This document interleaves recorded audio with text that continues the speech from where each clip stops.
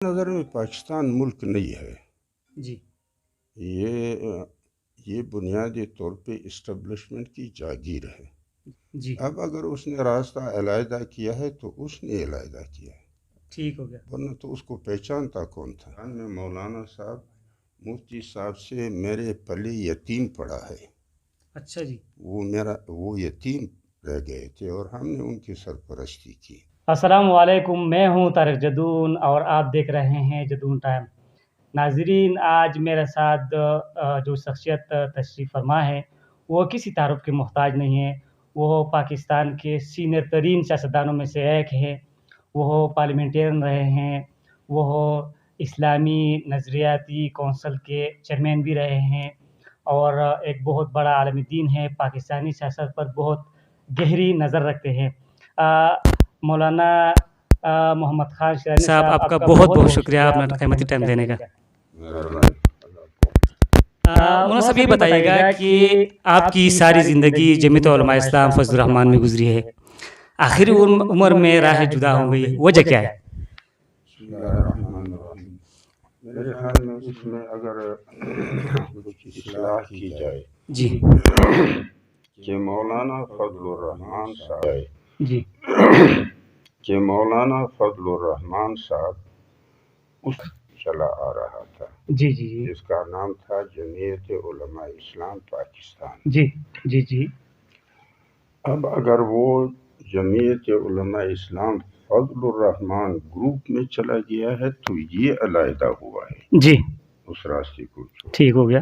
پھر سیاست اور جماعت کے میدان میں مولانا صاحب مفتی صاحب سے میرے پلے یتیم پڑا ہے. اچھا جی. وہ یتیم رہ گئے تھے اور ہم نے ان کی سرپرستی کی.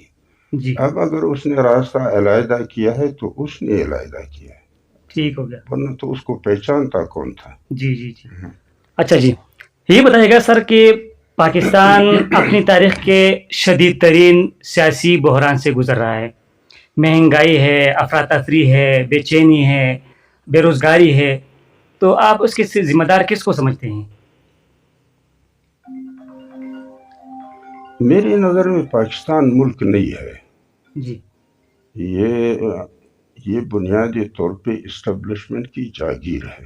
جی اور تمام مسلمانوں کو یا سیاستدانوں کو اس پہ غور کرنا چاہیے کہ جو دنیا کے جس خطے کو وہ مسلم دنیا کا نام دیتے ہیں جی جی اور جہاں وہ سمجھتے ہیں کہ یہاں حاکم مسلمان ہیں، مغربی اقوام یا غیر مسلم قوموں کے غلبے سے قبل اس پورے خطے کا نظام اسلام تھا، قانون شریعت تھی اور حاکم خلافت. جی ان کے غلبے کے بعد یہ تینوں کو یہاں سے صفایا کیا گیا. جی اس کے بعد پھر انہوں نے مسلم دنیا کو نئے خطوں میں تقسیم کر کے جی اور ہر ایک خطے پہ کسی مسلم بندے کو بطور حاکم نام دے کے بٹھایا گیا. جی جی تو اب سوچنے کی بات یہ ہے کہ کیا انہوں نے یہ عمل اس لیے کیا کہ ہم سے غلطی ہو گئی کہ ہم نے اسلام کو بحیث نظام اور شریعت کو بحیث قانون اور خلافت کو بحیث حاکم ہم نے ختم کیا، یہ ہم سے غلطی ہوئی. جی اب آپ مسلمان ہیں، آئیں یہاں پہ اثر نو اسلام کو لائیں، شریعت کو لائیں، خلافت کو لائیں. اس لیے ہے یا اس لیے کہ یہ خطہ ہے، اس کی ملکیت میری ہے، اس کی حاکمیت میری ہے اور یہ بطور امانت نظم چلانے کے لیے آپ کے پاس ہے. جی جی لہذا میرے مفادات کی حفاظت کریں اور میرے مقاصد کی وکالت کریں بطور نیابت. جی جی تو پھر اس لیے میں کہتا ہوں کہ یہ سوچنا چاہیے کہ یہ مسلم جو ممالک ہیں، یہ ممالک ہیں یا اسٹیبلشمنٹ کی جاگیریں ہیں. جی جی اور پھر جن کو آپ مسلم حکومتیں کہتے ہیں یہ پبلک کی خدمت کے لیے ہیں یا مغرب یا غیر مسلم دنیا کے مفادات کی حفاظت کے لیے ہیں؟ یعنی یہ ویلفیئر اسٹیٹ ہے یا سیکورٹی اسٹیٹ ہے؟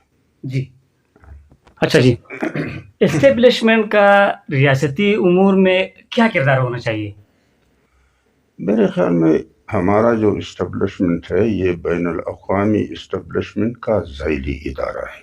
اچھا، لہذا وہ بین الاقوامی اسٹیبلشمنٹ کے ہدایات کو فالو کرنا اس کی ادارے کی مجبوری ہے. جی جی البتہ افراد ہمارے اپنے ہیں، جی تو پھر اگر ممکن ہوا تو پھر پالیسیاں ایسی مرتب ہو کہ اداراتی مجبوری ان کی تسلیم کیا جائے جی اور شخصی ہمدردیاں پبلک کے ساتھ شریک کی جائیں. جی جی پالیسیاں اس طرح ہونی چاہیے. اچھا جی، مولانا صاحب حالیہ دنوں میں ارشد شریف پر جو صحافی ہے کہ پاکستان کے مشہور اور عمران خان پر بھی قاتلانہ حملہ ہوا، وہ بیرون ملک میں وہ قتل ہوئے اور عمران خان پر بھی قاتلانہ حملہ ہوا، تو اس حوالے سے آپ کیا کہیں گے؟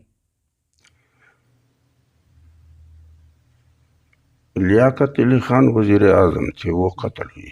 جی بھٹو صاحب وزیر اعظم تھے، وہ پھانسی پہ چڑھے گئے. جی بے نظیر وزیر اعظم تھی، اس کو گولی سے چھلنی کیا. صدام کا حشر کیا ہوا، جی قذافی کا کیا ہوا، حسنی مبارک کا کیا ہوا. جی تو ظاہر بات ہے کہ جب جاگیر میں کوئی مداخلت کرے گا جی یا کسی کی ملکیت اور حاکمیت میں وہ اس کی منشا کے خلاف دست اندازی کرے گا تو حشر تو یہی ہو. اس کا راستہ روکا جائے گا. اچھا جی، آپ کا جو آپ کی جماعت رابطہ جمعیت علماء اسلام پاکستان کا پی ٹی آئی سے اتحاد کی بنیاد کیا ہے؟ اصل میں بات یہ ہے کہ سیاسی قوتیں پاکستان میں دو مختلف کیمپوں میں تقسیم ہو گئی. جی پی ڈی ایم کا ایک کیمپ ہے جو وراثتی سیاست کے قائل ہیں، جی اور ان کا بیانیہ یہ ہے کہ ہم امریکہ کے وینٹیلیٹر پر ہیں. جی یعنی ہمارے موت و حیات کا اختیار امریکہ کے پاس ہے. جی جی یا وہ کہتے ہیں کہ ہم بھکاری ہیں امریکہ کے در کے، لہذا ہمیں اپنے اختیار سے انتخاب کا حق حاصل نہیں ہے. جی جی یا وہ کہتے ہیں کہ ہم چھینک بھی مارتے ہیں تو آئی ایم ایف سے ہمیں اجازت لینی پڑے گی. ایسا ہی کہتے ہیں. یا پھر وہ کہتے ہیں کہ خزان جائے، باہر آئے یا نہ آئے، یعنی مغربی قوتوں کے اقتدار کا زوال جو ہے وہ نہ رہے. جی آگے ہم آباد رہیں یا برباد رہیں اس سے ہمارا کوئی واسطہ کوئی واسطہ نہیں. ایک یہ بیانیہ ہے جی کہ وہ سمجھتے ہیں کہ ہم جہاں تھے وہیں ہیں، وہیں رہنے دیں. جی جی دوسرا بیانیہ پی ٹی آئی کا یا عمران خان کا ہے، اور وہ کہتے ہیں کہ غلامی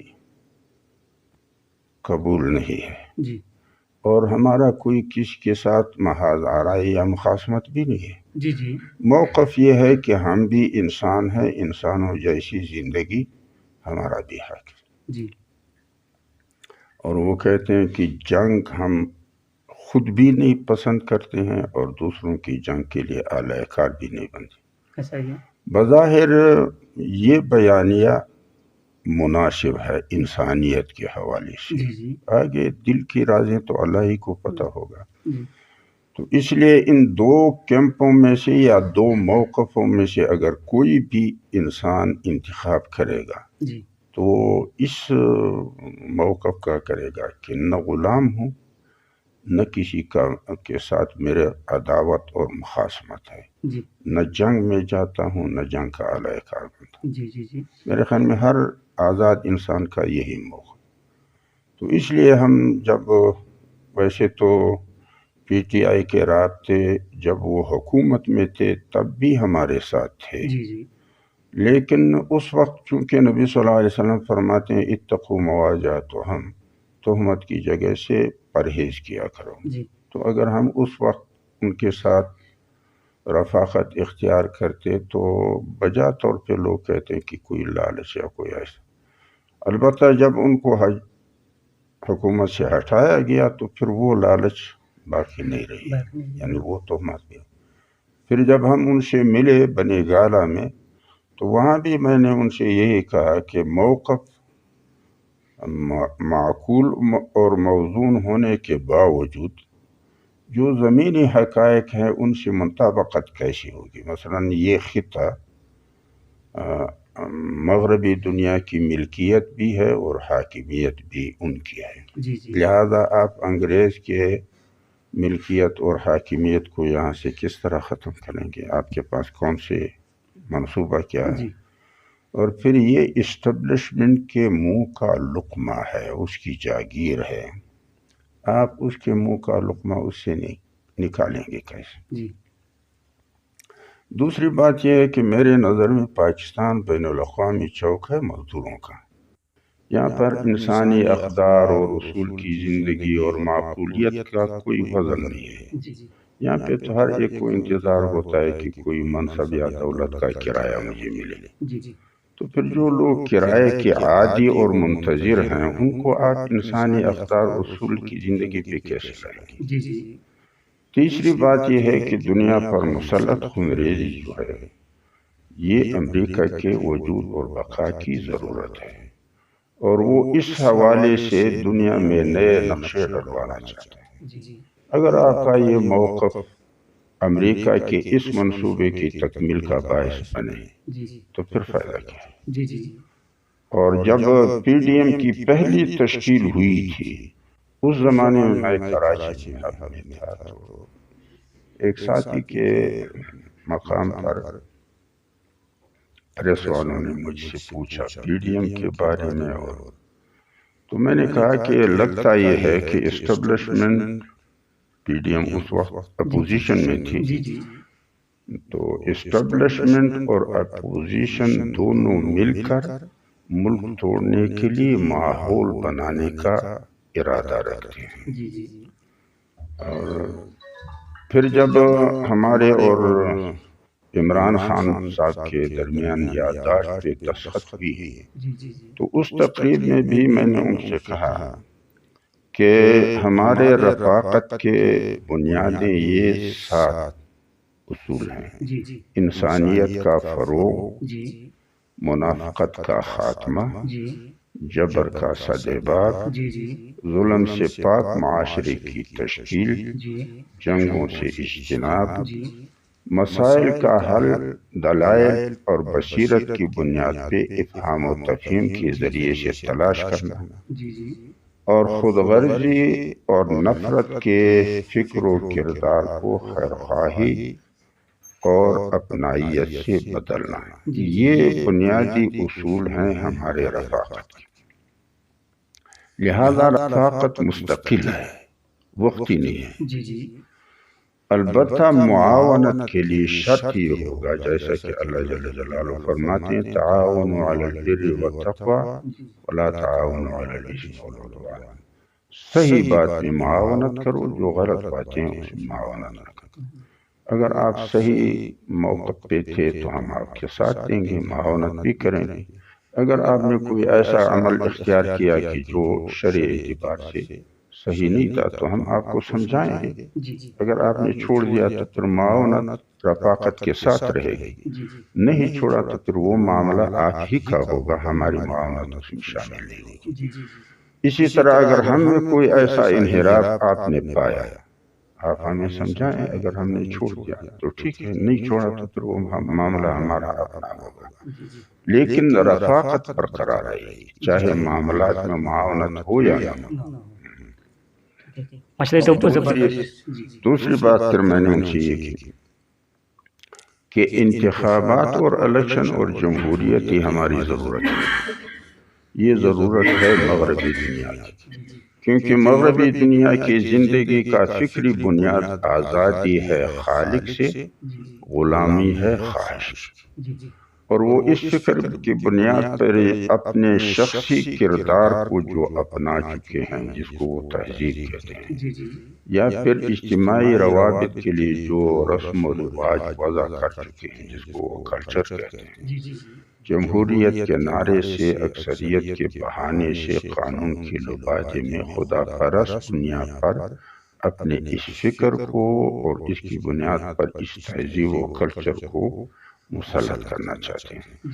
دنیا کے کسی کونے میں بھی اگر جمہوریت کے نتائج ان کے مفاد کے خلاف آئیں تو اس میں انہوں نے پانی پھیر دیا ہے، اور وہ نہ وہ انتخابات رہے، نہ وہ حکومت رہی، نہ وہ نمائندے رہے۔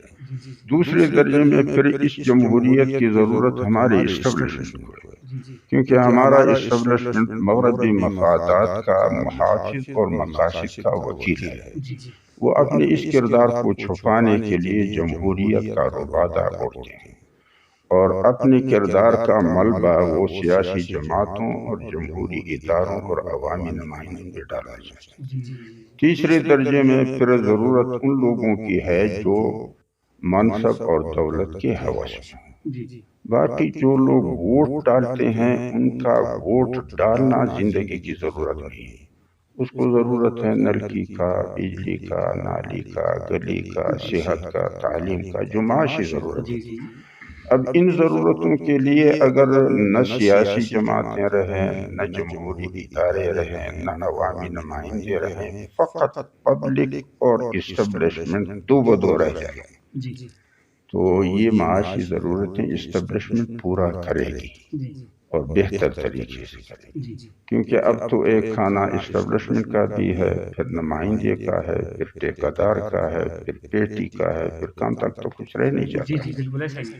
اور اس صورت میں پھر اسٹیبلشمنٹ اور کارکردگی آمنے سامنے ہوں گی، نیک نامی اور بدنامی ان کے لیے براہ راست ان پہ آئے گی، درمیان میں یہ تولیے وولیے سے سب نکل جائیں گے۔ تو اس لیے وہ اختیار کے بھی مالک ہوں گے اور اقتدار کے بھی مالک ہوں گے، تو وہ بہتر معاشی خدمت کر پائیں گے۔ تو اس لیے میں نے کہا کہ یہ ہماری ضرورت نہیں ہے، لیکن پھر بھی ہمارے ساتھیوں میں سے اگر کسی کو شوق ہوا تو مقامی طور پہ جو ہمارے اور آپ کے ساتھی ہیں وہ مشورہ کر لیں کہ کوئی حل اس کے لیے نکالے۔ مولانا صاحب یہ بتائیے گا کہ دینی جماعتوں کا اتحاد کیسے ممکن ہے جس سے نظریہ پاکستان کا تحفظ ہو سکے؟ پہلے تو نظریہ پاکستان کا تلاش کرنا چاہیے کہ ہے کیا۔ پہلے اس کا تلاش ہو۔ کیا نظریہ مثلا 47 سے 56 تک تو پاکستان کا سربراہ گورنر جنرل رہا، تو اب نظریہ پاکستان کا معنی یہ ہے کہ مغربی مفادات کا تحفظ اور مقاصد کی وکالت، تو پھر تو یہ سیکورٹی اسٹیٹ ہے۔ اگر یہ ہے ٹھیک ہے۔ مولانا سے بتائیے گا کہ پاکستان میں جیسا بلکہ مسلم دنیا میں فرقہ واریت ہے اور بین المسالک جو ہم آہنگی ہے وہ نہیں ہے، تو بین المسالک ہم آہنگی آئے گی کیسے؟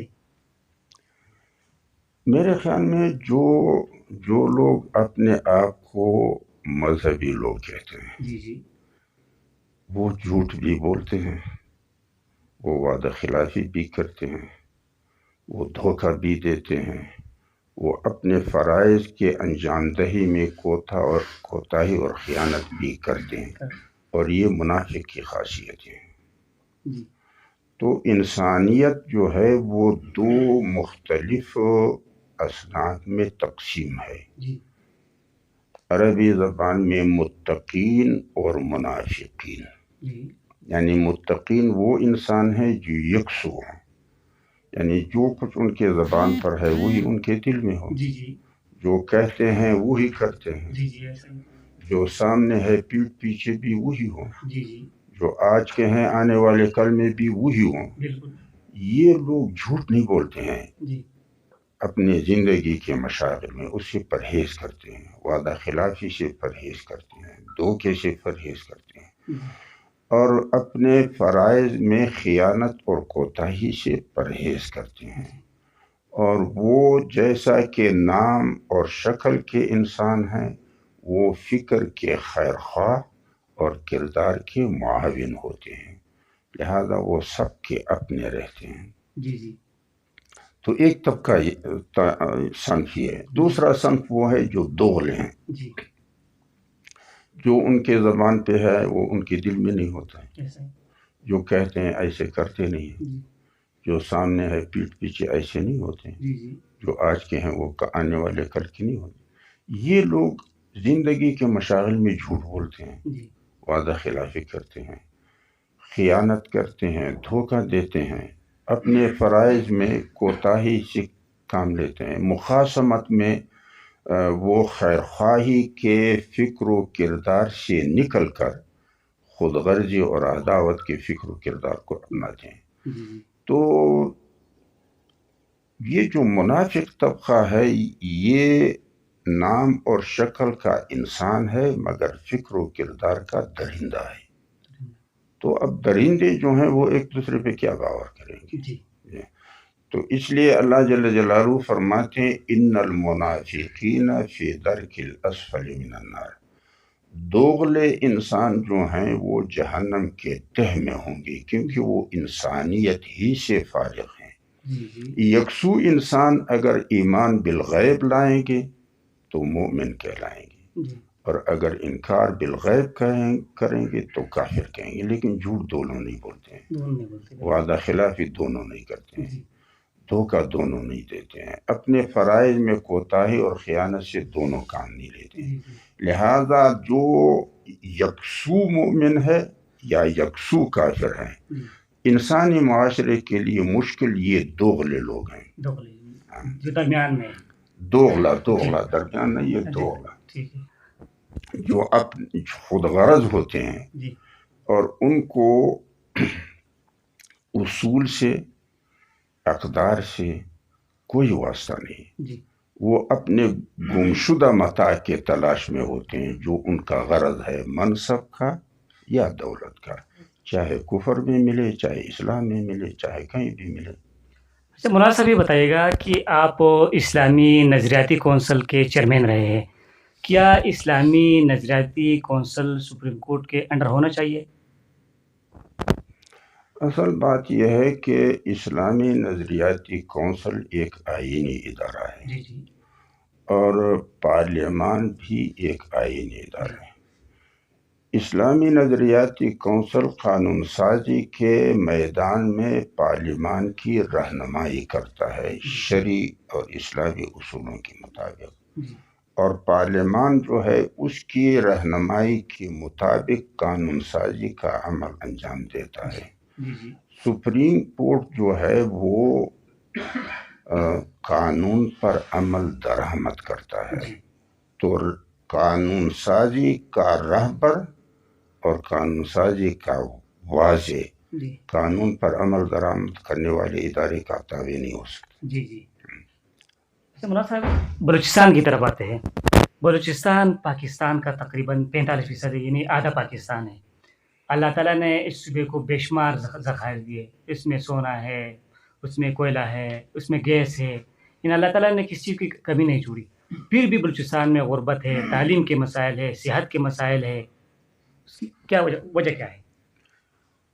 شاید میں آپ کو نہ سمجھا سکا. پاکستان ویلفیئر اسٹیٹ ہے یا سیکورٹی اسٹیٹ ہے؟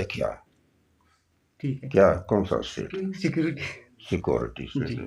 تو پھر سیکورٹی اسٹیٹ جو ہے وہ اپنے لوگوں سے کرپٹ بناتا ہے، ڈاکو بناتا ہے، اور وہ کارڈ دیتے ہیں کہ قاتل بنو، ڈاکو بنو، جو چاہو کرو، لیکن پھر انہی کو حکومت پہ لا کے بٹھاتے ہیں تاکہ ان کے قابو میں رہے. صاف ستھرا آدمی جو ہے وہ ان کے فائدے میں نہیں ہوتا ہے. اور آپ کو معلوم ہے کہ دنیا پر حاکم نظام یہ اقوام متحدہ کا ہے.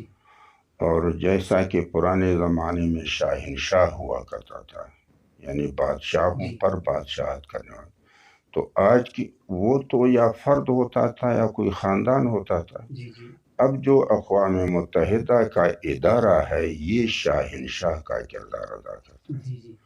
اور UN چارٹر جو ہے ان تمام ممالک کے لیے ایسا کردار ادا کرتا ہے جیسے کہ تسبیح کے دانوں کے لیے دھاگا کرتا ہے، اور معاہدات کے ذریعے سے تمام دنیا کے ممالک UN چارٹر کے ساتھ مربوط اور پروئے ہوئے ہیں۔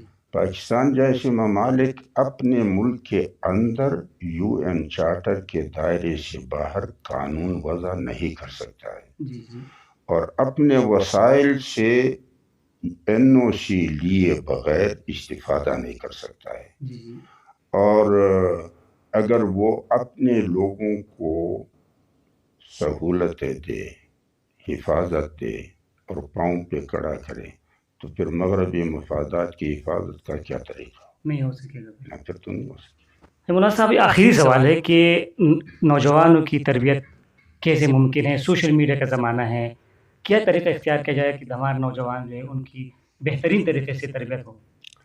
میرے خیال میں نوجوانوں کو توجہ اس پہ دینا چاہیے کہ اگر انسان عربی زبان کا لفظ ہے اور وہ ہے انس سے، اور انس کا معنی ہے اپنائیت، اور اپنائیت اس شخص میں ہوگی جو یکسو ہوگا، تو پہلے انسان بنے، یعنی یکسو بنے، جھوٹ سے خود اجتناب کریں اور جھوٹوں کی پیروی نہ کریں، اور سچ کو صاف ستھرا لوگوں کے سامنے رکھیں اور سچوں کا ساتھ دیں۔ بس یہ ایک طریقہ۔